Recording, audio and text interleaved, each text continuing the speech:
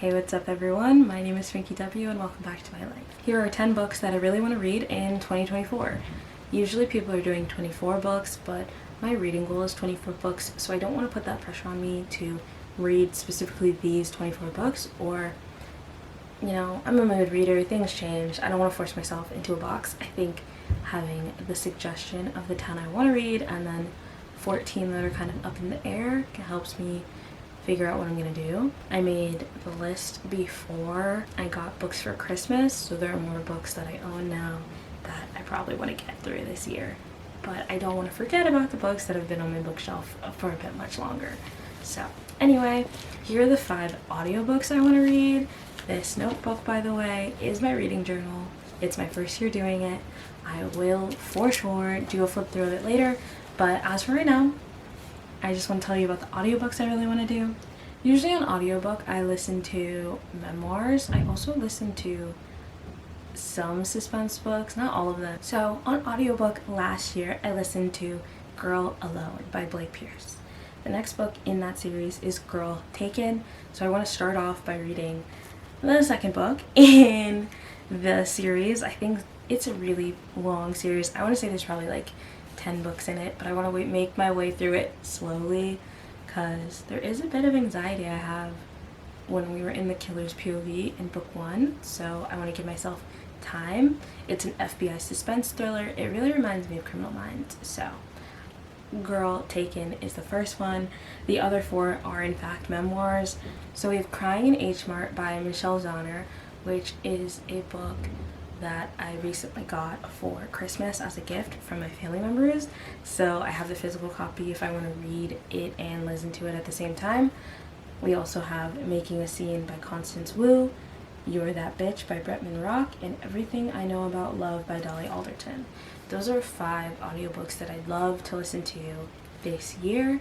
I also have other audiobooks in here that I want to listen to, but I want to say those are the 5 I really want to get to this year. Okay, so that was all of the audiobooks I'd like to read, and now we're on to the physical books. I have a section in my journal that's kind of just like a bookshelf of the books I own, and I made this before I got books for Christmas, so I'm going to pick books off of this, but I'm also going to pick some of the newer ones that I did get for Christmas. I also want to show you, this is the physical copy of Crying in H Mart. This is the Barnes & Noble exclusive, so there are photos of Michelle Zauner's family and mom in the back. It has its own little gallery, which I think is so sweet. So here's the physical book that I will read while also listening to the audiobook. Now on to the physical books I would like to read this year. One book is missing because it's in my apartment in California, so we'll start there.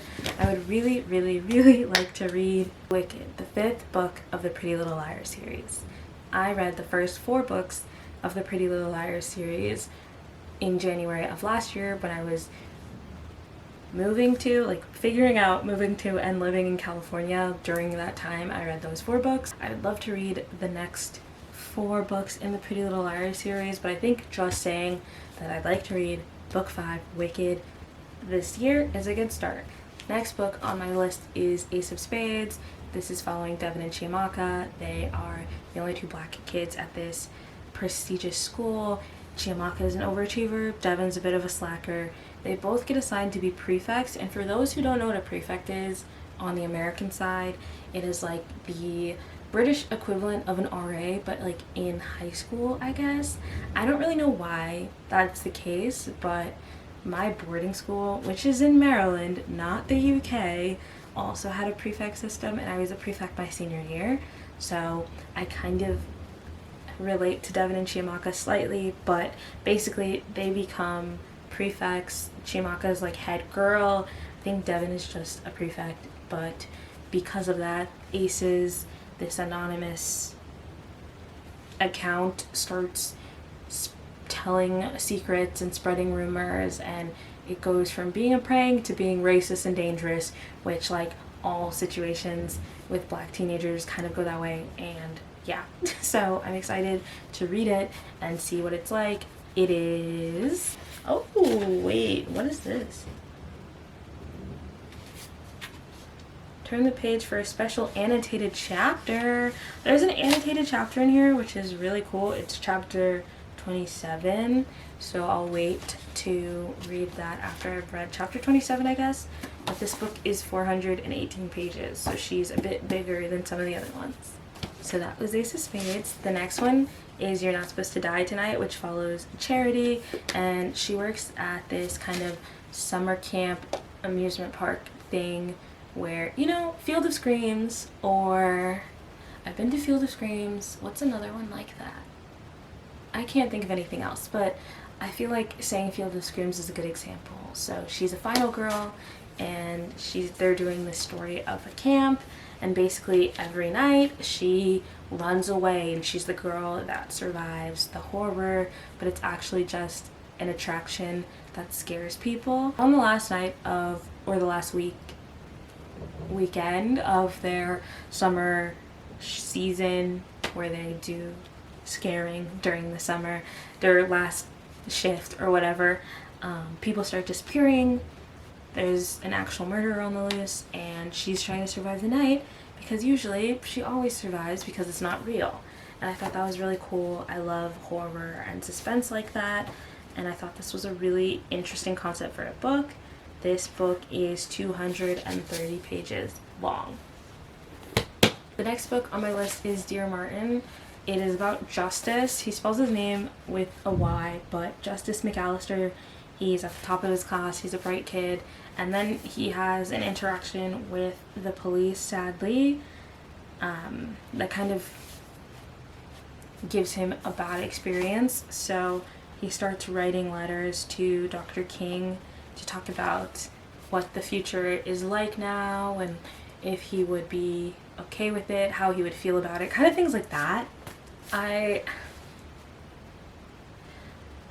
feel like it's a book that's been on my list for a while, because despite it being a beautiful and important story to tell, I don't always want to read about things like this, especially since it's the reality that me and my family and my brother and everyone I know faces on the daily.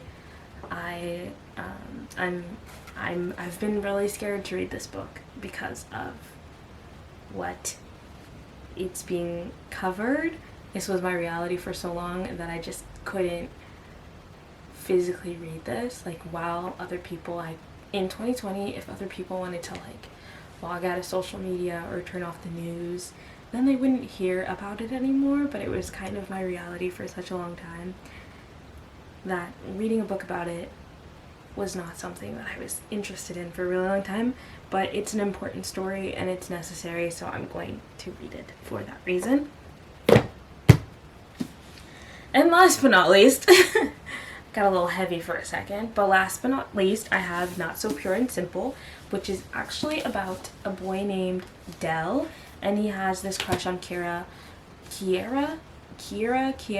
but basically it's just black teenhood. It's Nick Stone, who wrote Dear Martin, reviews it as realistic, hysterical, and I couldn't put it down. It's about the black teenage experience and how Dell has always had a crush on Kiera and he wants to date her, and how now everyone, this is so funny. So with time running out and other boys like Mason Miles circling Kiera like sharks, Dell needs to step up. And I thought that was such a silly line. He thinks that the boys circling Kiera like sharks is such a funny line to me, because it just shows like the mind of teenage boys in a nutshell. And I thought it would be a really interesting read. If you noticed a bit of a theme through these 4 books, not including Pretty Little Liars, these 4 books are actually all with black main characters or by black authors or both, because I really want to focus on reading stories that also represent me this year. I feel like for so long I watched movies and TV shows that didn't have anyone that looked like me in it, and because of that, you know, I feel like I had to suffer for that, because there weren't a lot of movies and TV shows and books out there when I was younger, at least didn't feel like it, that had my experience, people with my hair. And like, if you ever read a fan fiction for anything, it's he brushed your blonde hair behind your ear, or he played with your hair, blah blah blah. And I always used to be like, no one is playing with my hair. If they are, it's a hate crime. So these fan fictions like don't relate to me, blah blah blah, but it's okay. You know, that's kind of how it goes, I guess. Now I'm gonna read stories that center me and focus on my race and people, and now people are gonna say that you can't get a book deal unless you're a minority, or that book publishing is woke, when actually it's really hard and unlikely for there to be a lot of queer POC authors to be published. So I'm always gonna try and support and find authors who are maybe not the trending book that you see on Book Talk. I think Ace of Spades did get a moment at one point though, so I'm really happy for that.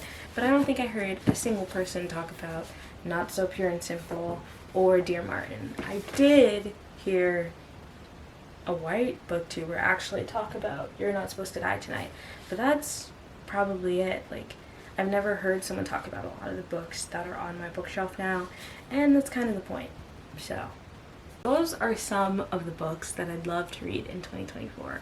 There's no pressure on myself to read them immediately or whenever. I just would love to get to those books before the end of the year. So thanks for watching, and more book content coming soon. Bye!